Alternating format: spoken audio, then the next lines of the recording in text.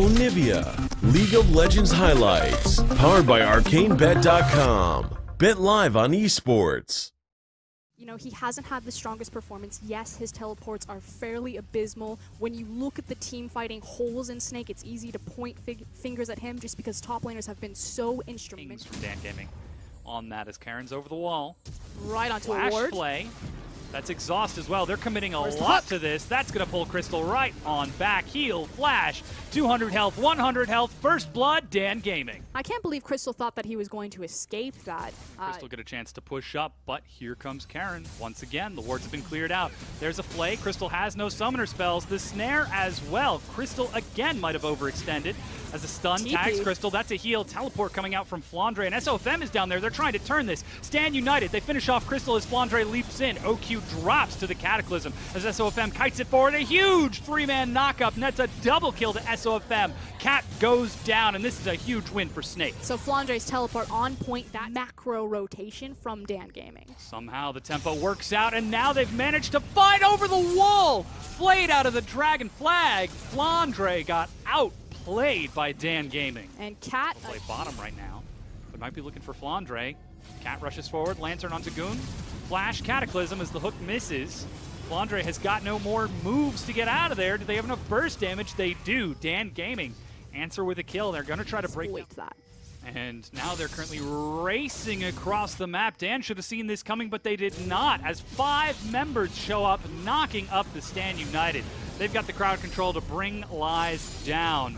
He's able to get out of 1, but not 2, before finally dropping. 5 members of Snake looking for a tier 2. And they still have the Rift recall. He's getting behind them onto OQ. That's going to be the curtain call. The target is Zatai. He flashes 1. Zhonya's buys some time, but Crystal soaks the hits for his team. Lies in the back has found him and finished him off. So that's the mid laner dead. So far, 1 kill advantage. The knock-up again to keep OQ safe.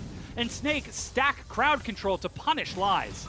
They're continuing to chase. Yeah, Hook is going to tag Crystal. He's pulled in. The Flay catches Flandre as well. They've got enough burst to remove the support, slowly whittling it backwards and forwards. The tug of war across the line, but it has not been broken yet. As Flandre eats just a bit more damage, the Flash Hook is sidestepped.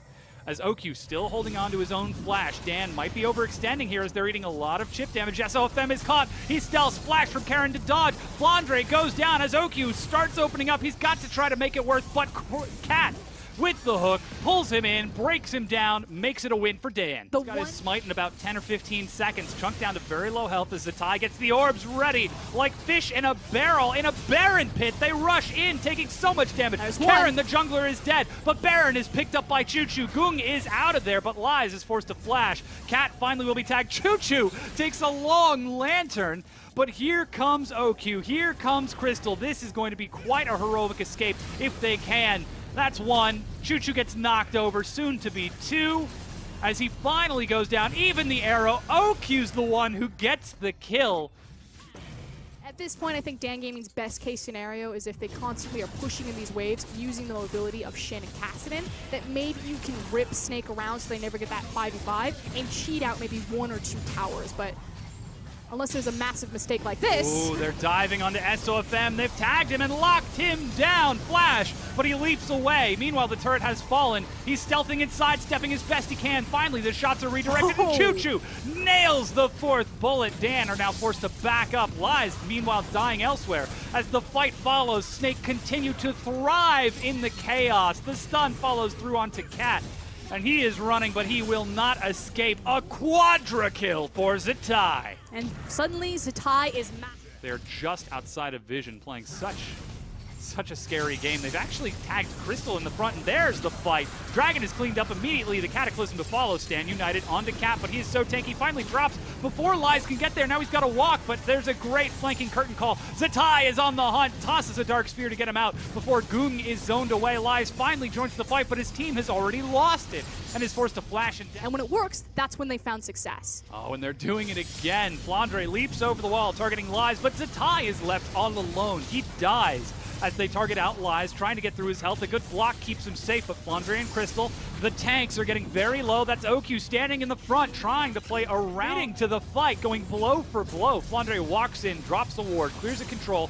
Snake still at half health on some of these members. The tie is 10 seconds from spawning with no chance of joining. It's 4 versus 5, and Flandre goes in. Cataclysm gets leaped. He tosses over before leaping away. SOFM again separates Goong as the lantern and a quick rift walk gets him to safety. Cat flashes, but a great dodge from Crystal gets him in. OQ now firing as Snake. I can't believe it. They might actually be winning this. Lies is trying to keep him standing as the 80 carry finally goes down. Choo-Choo firing from the far side as he finally drops OQ. But the damage has been done. Dan Gaming are forced. Choo-Choo sidesteps as Goong is able to rift walk away. Meanwhile, Lies. Yeah, they're turning now back onto the Baron. This is going to be the curtain call being used. Dan are playing around this so well. The hook even misses Karin over the side. He's got his smite. He gets in. Stand United, but he's knocked up in the meantime. That's Baron picked up by Snake. They've dropped Karin. Now Lies is in the pit, but so too is Snake. They've got nowhere to go. OQ with no flash, back against the wall, fires as best he can, but will die, making that 2 dead from Snake, but Baron picked up. That's 2.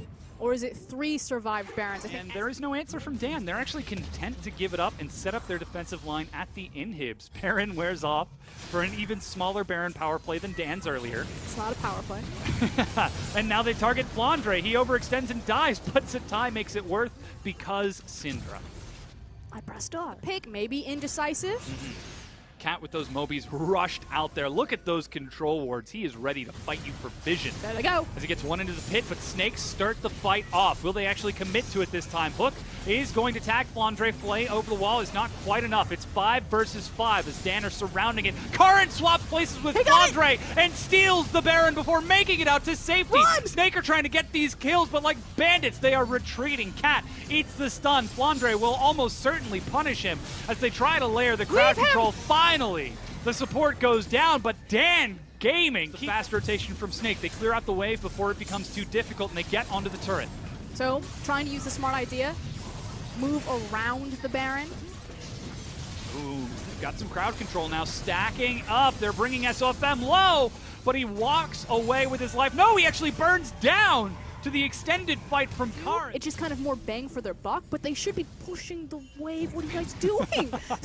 I've seen this play before. Oh, they no. are dedicated to the kills. Goong and Karin are going the distance, but Lies in the back line has caught up with them.